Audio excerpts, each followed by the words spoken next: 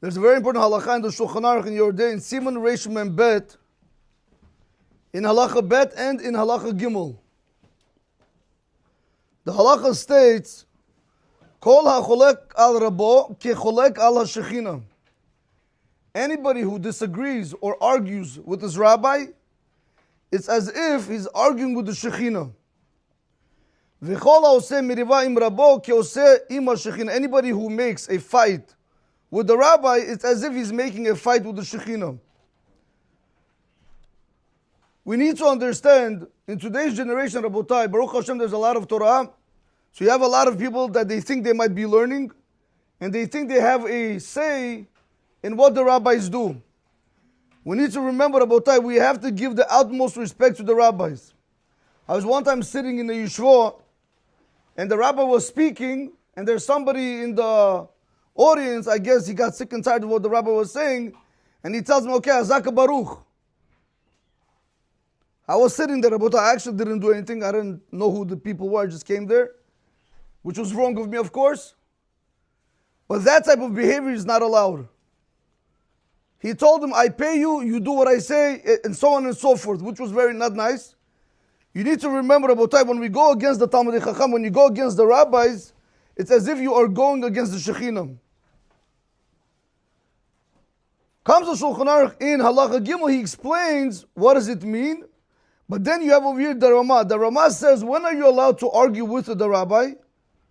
If you disagree with him on a certain Pesach, or if you have better proofs than the rabbi, then that's allowed. As long as you're doing it for Kavod Shamayim, as long as you want to show me or somebody else, Rabotai, that this is the wrong behavior, or the halakha says differently, that's not a problem. That is allowed. The rabbis do argue. But to come out of nowhere, with the winds and just to give your own opinion, that, Rabotai, we're not going to accept. So that is the halakha for today. But I want to share with you today, it says in Shemot in Perik Lamir Aleph in Pasuk Yuzayin, Ubayom HaShiv'i Shabbat Vaynafash, right, on the seventh day, which is Shabbat, one soul rest. Comes Rabbi Shimon Yochai Yifrach Shlita, not Rabbi Shimon Bar Yochai, it's Rabbi Shimon Yochai Yifrach, and he says like this. He brings Rabbi Shimon ben Lakish and he says, you need to understand that on Erev Shabbat, HaKadosh Baruch Hu, he gives a Jew an extra neshama, which is called the Neshama Yitera, right? We all know that it's called the Neshama Yitera. What does it mean, the words, Vayom HaShvi Shvat Vaynafash? Kevan Sheshavat, since a person rested, meaning since the Neshama rested, Oy lo she'avda et hanefesh. Woe to him now that he lost that nefesh. That's what it means, Shavat Vaynafash. Koloimar, meaning to say, Kol HaShavua Neshama Yitera Mukpedet Biyad HaKadosh Baruch Hu. The whole week, we don't have an extra soul in us. That's why if you guys ever pay attention, on Shabbat, it is much easier to serve Hashem. It's much easier to learn Torah. It's much easier, forget about Shabbat lost for a second, it's much easier to stay away from the filth. Why? Because you have a Neshama Yiter that helps you defeat that. Ube'erev Shabbat Kodesh Natun Ota Be'adam, and on Erev Shabbat Kodesh is given to the person. Ubemotzi Shabbat notlo bechazara. On Motzi Shabbat, he takes it back. Now, Rabotai, this is a very important point. What you are able to accomplish on Motzi'ei, not on Motzi Shabbat Michela, what you are able to accomplish on Shabbat, you're not going to be able to accomplish throughout all the days of the week. A lot of times you see, Rabotai, Shabbat, yes, it is given for a day of rest. Yes, the Shulchan Aruch says you have to get some rest. But how many of us waste time from learning Torah on Shabbat itself?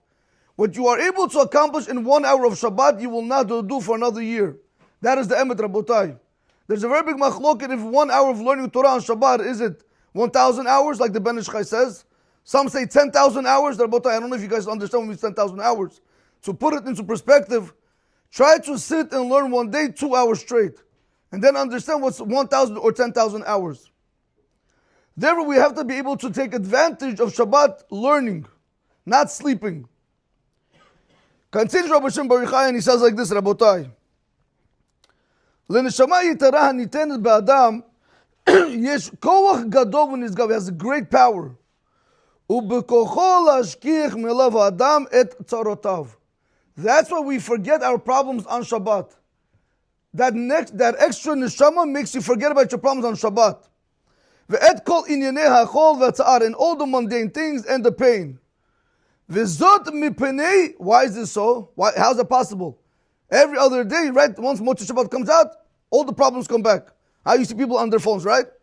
So he says this is because שמקור הנשמה יתרה היא בעולם הבא. This neshama that we're getting in meal, this comes from Olam Haba. So you're getting a taste of what Olam Haba feels like. V'sham ein et kalalat Adam HaRishon. Over there, Hashem didn't give the curse of Adam HaRishon. Continues the Rav Chaim Igal now, and he says like this: B'li haneshama yitera lo yuchal Adam largish, excuse me, largish ulasik et ma'alat ha'oneg ve'hasimcha shel Shabbat Kodesh. Without the extra neshama, comes the Rav Chaim Igal and says you're not going to be able to feel and to attain the pleasure and the simcha on Shabbat Kodesh. I think.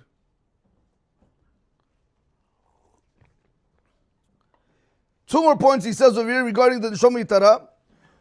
We know that when we accepted the Torah, in Matan Torah, we said two things. Na'aseh v'nishma.